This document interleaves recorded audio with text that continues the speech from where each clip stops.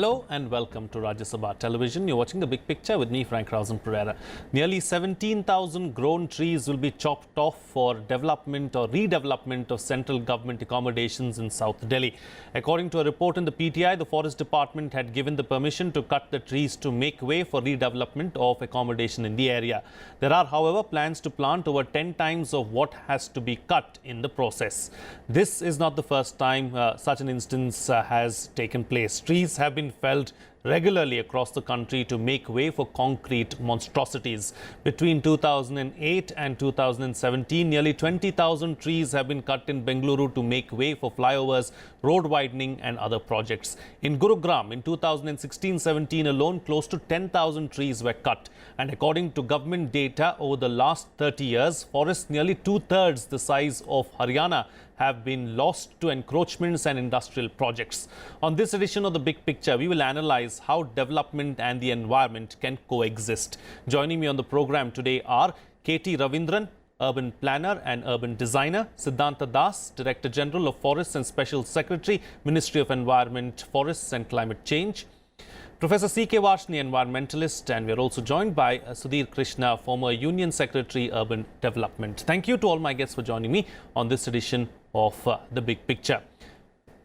Professor Varshney, I'd like to begin with you. I mean, this issue of felling, cutting trees has been going on for a long time now. Cities across the country have witnessed this problem. Environmentalists have raised a hue and cry every time an instance like this comes to light, but yet we go ahead and cut the trees. This is very unfortunate that every day the issue of environment is becoming increasingly clear that without good environment, good development is impossible. For good development, one of the first requirement is to have a healthy environment. And trees form the first link between the natural world and the material world, because they are the one which really sequester carbon dioxide, harvest solar energy and provide material for the material world. And therefore, trees, particularly in the urban environment, have to be taken with great care, because it is not possible to raise the trees because of the increasing pollution levels and because of the increasing human interference. And therefore, an adult tree in the urban environment is one of the important ingredients for making the dry and drab urban environment livable. In fact, when the newspaper flashes the headline that so many trees are going to be cut, to my mind, it is an understatement, in the sense that most of these trees house millions of nests and the bird life will simply vanish. Many small mammals which are supported by these trees, as well as the whole food chain which is dependent on these trees, is completely gone. So I think trees are just symbolic, but along with this, a whole biota, a whole food chain and many other vital ecosystem services simply go. Water harvesting, many other environmental modulation and microclimate, everything changes very drastically. Bringing them back is very easy to say, but very difficult to achieve. Yeah, bringing them back is very difficult to achieve. That having been said, Mr. Das, shouldn't felling of trees then be the last option? Exactly. I would like to say felling of trees should be the last option, and only when it is absolutely essential and unavoidable, then only we may think of felling of trees. Just to set the figures right, there is a proposal in Delhi for cutting off 16,000 trees, but permission granted by Delhi government is 4,871 and 230 trees for translocation. 11,000 trees cutting proposal has been returned to the user agency that they may give better proposal than this, because this cannot be accepted right away. So right now it is 4,871. Here also I would like to say that any proposal that involves deforestation or use of forest land for non-forestry purposes, Government of India's permission, prior permission is required. But in this case, since it is not a forest area, here the applicable law is that the Delhi Preservation of Tree Act, and the Delhi government, they have, I am going ahead with this under this act, and as I told you, they have permitted so far 4,871 trees and translocation. So today in the morning, I had a meeting with calling the forest officials of Delhi, and I wanted to understand under what circumstances they are giving this permission, although we have an advisory role here. You know, that's the question that I wanted to come to, you know, under what circumstances was this permission actually given out? Yeah. So this question that we call, then under what circumstances this permission was given. So then they say that it is given for certain developmental works, and it is under the Delhi Tree Preservation of Trees Act. This doesn't require the prior permission of Government of India because it's not a forest land. But I tried to impress upon them that we must fell a tree unless it is absolutely essential. So I have advised that there you may categorize the trees individually into 4 categories. Number 1, that those trees which are quite old and may fall off any time, because there we have with these winds and all that. So those trees that you cannot say, that maybe they can say maybe allow for. There are certain trees which can be translocated. All trees cannot be translocated. So those may be translocated. When you say translocated, Mr. Das, what do you mean? Do we have the technology to uproot a tree and plant it somewhere else? We do have the technology, but the thing is that all trees cannot be translocated. It has the girth should be below certain things, and it's a particular types of trees, those can be translocated because that will undergo a shock at that time. But yes, the technology is available for translocation, but we must use that. And the third category of trees which I was saying is that whether we can modify the planning so that some trees can be saved, that you modify your plan of action so that, that must first option should be that you try to realign the roads or modify these things or design the buildings such that some trees can be saved. And only when those trees which are coming right on which this development cost will take place, those may be considered for removing. So that is why we have said, we have come up with this thing that they have to analyze each and every tree whether that requires felling, and then only a call may be taken. Sure. Professor, you wanted to add something? I want to say something that as the Tree Act of Delhi goes, it clearly says that no tree should be cut. And also, I do not know how they say that this is under this act, because the act demands that there should be a tree authority. And for last many years, there is no tree authority. And minus that, we say that it is according to the act is completely a statement which is a questionable. It is only tree authority which can determine, and there is nobody which has got a tree authority. Tree authority has not been formed. So to say that this is according to the act is absolutely not acceptable. The question is why tree authority has not been constituted. In fact, trees have not been given the attention and the merit and the importance that they deserve.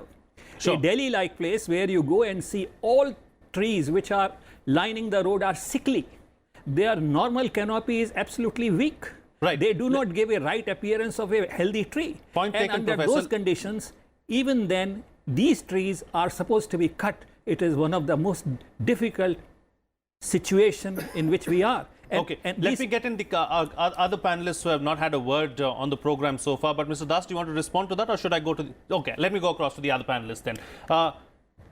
Ravindran, modify the plans that we have as such so as to ensure that we accommodate the trees that are already there. Maybe new designs to buildings can be brought about so that we save the trees and we also have development.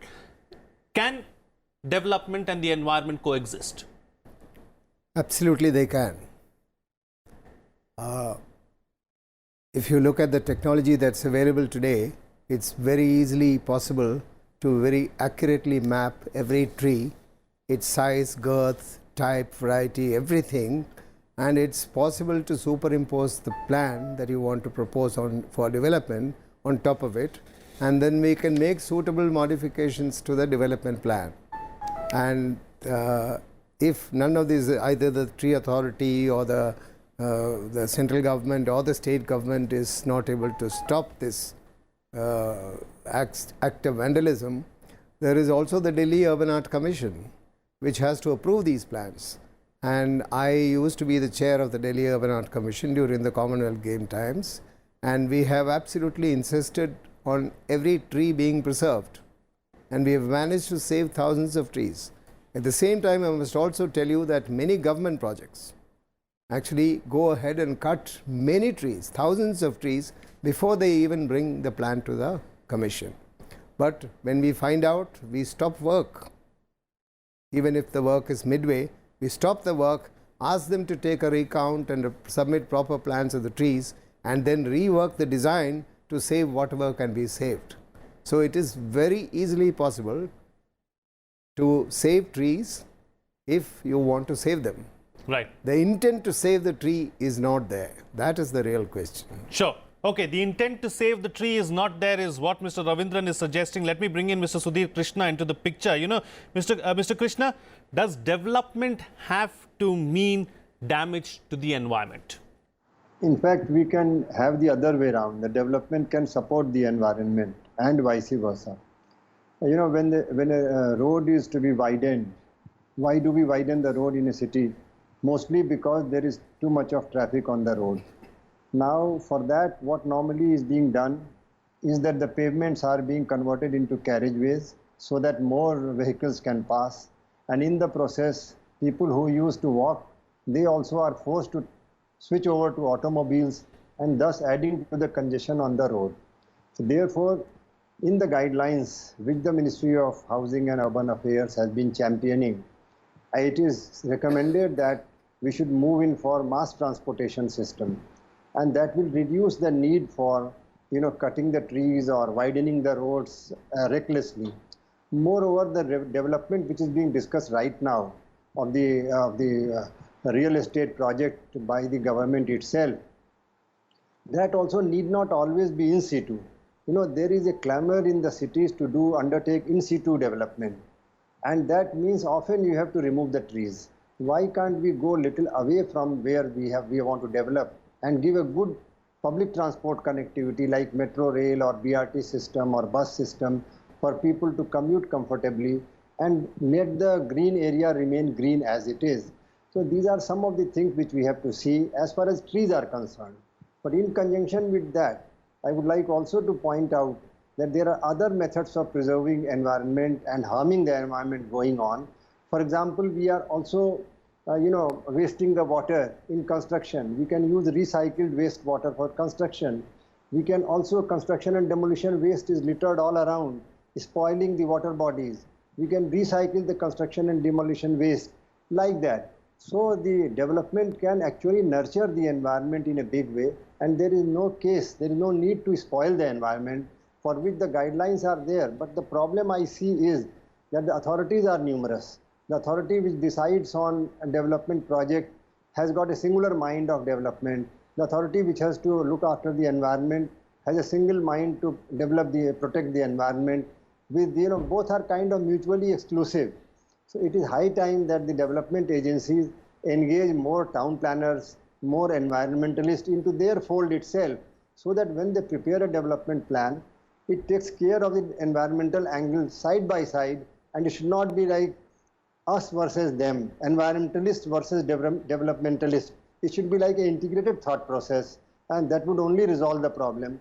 Otherwise, the conflicts will continue, and at times this conflict leads to stoppage of development work also, which is also not good. I think that's a very valid point that you're making. Stage itself, we should have an integrated approach. Yeah, that's a very valid point that you're making. We need to have an integrated approach. Everybody needs to be taken on board, because environmentalists or the environment is not our enemy. It is our earth, and we need to ensure that we can all coexist. That having been said, Professor, the government is working on a draft National Forest Policy of 2018. Do you believe that several answers to many of the questions that we have lie in that policy? We look forward to that many of these questions will be raised and some kind of redressal to those will be found. But I'm not quite sure whether trees and forests so far has been taken very seriously. Let's take the case in Delhi. Half of the ridge is DDA. I mean, DDA has no expertise to really maintain the natural vegetation. So the question is that if you do have multiple of authority and multiple places where decisions are being taken, I don't think that trees welfare is ensured. Let me also say that it is very unfortunate when we discuss development versus environment. In fact, one of the most important ingredient of development is a wholesome environment. So the question is not this versus that. The question is that environment has to be given a very respectable position in the development itself. A development without environment is meaningless. Take for example Cape, where you would find that a lot of things have been done, but water is not there. Now what is the kind of environment and what is the kind of development are we talking? So first of all, a healthy environment and a wholesale environment is a principal component of development. We have to understand this first. And unless this philosophy permeates from top to the bottom and in every department, I am sure that development will always be very, very ruthless on environment. And if we do not care for environment, development loses all its meaning and its purpose. You know, that having been said, Mr. Ravindran, are there some best practices that we can employ in our country to ensure, you know, that development and environment go hand in hand? Well, I'm afraid in this country we don't have any such good examples to give, because as it was said here already, most cities are manned or managed by a multiplicity of authorities. But the problem does not lie only in their multiplicity. Problem lies in the fact that they don't coordinate with each other when they work. When a city is large, like it goes to 20 million like Delhi is, it is a very complex organism and it requires multiple agencies to be able to manage it, because each area is an expert area. So it's not, problem does not lie in the multiplicity, problem lies in lack of governance. In other words, lack of coordination between governing agencies. So the issue is not that we have issue is not that we don't have enough laws. We have perhaps enough laws, but we find that enforcement of law and incorporation of that law into development process is not followed at all. Sure. You take for instance the case of Delhi, the recent weather that we experienced just last week of atmospheric inversion, where all the dust and the pollution within the city lingered in the city and most of us got sick through that process. What is the main cause of this? The main cause of this is the erosion of the Aravalli forested areas. The more we deforest Aravalli ranges, the more we are inviting the desert from Rajasthan side to enter into Delhi. Aravalli is the only protection that Delhi has, Aravalli ranges, and the tree cover there is on Aravalli ranges is the main protection that Delhi has from the incursion of desertification into the city. And we are progressively cutting them. Now the other thing that we are doing is that we are cutting trees from within the city, inside the city, which is the habitation, which is where maximum pollutants are present, and we are saying that we replace them by planting 10 times that tree in some other location. Where are these trees going? They are going into already forested areas, or they are added into areas which are kind of contiguous to the city but not within the city. Now the problem within the city gets even more aggravated, because there is now an excuse that I am planting 10 times more tree. And how is that 10 times counted? By the amount of money that is spent on those 10 times of trees. If I say that I can plant 10 trees by spending 100 rupees, and if I have spent 100 rupees, that means I have planted 10 trees. That's how it is counted. Right. And that 100 rupees might be spent 80 rupees on salaries and 20 rupees on trees. Now, this is the myopic attitude that our development process is taking, irrespective of the fact that we have enough laws in place. So the problem is that of governance and coordination rather than laws and multiplicity of authorities. Sure. You know, Mr. Das, what is our plan to restore, replenish our green belts and green areas, and how serious are we about it? Yes, exactly. As I told that unless it is absolutely essential, no trees should be felled. Let's take the case study of the new Moti Bagh. That's a residential complex recently developed. In fact, incidentally, I stay there. When this was started few years back, before that, first thing what the planning was done such that all the trees which can be retained has been retained. For that, if the road alignment has to be changed or there has to be some curve has to be made to it, that has been done. The trees which can be retained inside a bungalow or inside other parks, that is made, and accordingly the planning has been done such that to maximize retention of the trees and also planting of tall seedlings. So if you go to the new Moti Bagh area, it is hardly 10 years old, but you will say it is one of the greenest area in Delhi and one of the very, you feel very good inside and you feel that. So it is doable. It is something that as I told, that is a development can be done, but first call would be that our environment should be protected and trees should be retained. So therefore, we have taken a very call on this, although it is not the role of the government of India directly, we are taking a proactive role. Delhi government, we had a discussion today, they are saying they are applying their mind, and they have 16,000 trees. Out of that 16,000 trees, only they have allowed for less than 5,000 trees now. Rest they have returned the proposal to retain those trees, and also we have advised them that whatever plantation they will be taking, the 10 times, should be as far as possible, should be planted where those are being felled, and also plant tall trees and translocate certain trees which can be done there. Sure. Yes, Mr. Ravindran. I just wanted to add a point to the example which Mr. Das just gave of new Moti Bagh area. This new Moti Bagh area plan, as it stands today, as it is built, is the result of very active intervention from the Delhi Urban Art Commission. The plan that was originally brought was felling all the trees on the site, and it's by the same agency who has been given the projects in many other parts of the city, probably including these areas which are going to be under threat for cutting of trees. And we had to stop construction on the site and ask them to replan the whole thing, and it was demonstrated that it's possible to replan the whole settlement by saving more trees and incorporating the trees into the plan. That's the happy result which Mr. Das is now enjoying. So it's doable. It's doable, and we just have to apply our mind, and we should ensure that we do it at the end of the day. Where there is a will, there is always a way. Yes. All right. You know, Mr. Krishna, as far as this particular issue is concerned, you know, we've seen the green belts, we've seen the forest areas dwindling over the last few years. What is the solution to the problem? And who will provide for the solution? No, the solution has to come from all of us. And as I said that the authorities and agencies are quite working in their watertight compartments, and they are only looking for approval from their counterpart authority. I think all the manuals will have to be modified. Rather than each authority having its own law and approvals circulating among different authorities, every manual, whether it is the CPWD manual or whether it is the DDA manual or any regulation, they all should incorporate the environmental regulations, the tree preservation provisions should be incorporated in all the laws, all the manuals, so that, you know, once any agency starts, it should start with the integrated approach rather than preparing a plan and then submitting it to authorities like tree authority, which is non-existent is another matter, but once it comes, or in substitution, whosoever is there, or to other environment authority for approval, and then responding to their queries, which is time consuming, and it is not pro-development. The time consumption is not pro-development, you know. So a way out, as I see, is to make and also not only the laws and manuals should be integrated, even the organization should have an integrated approach.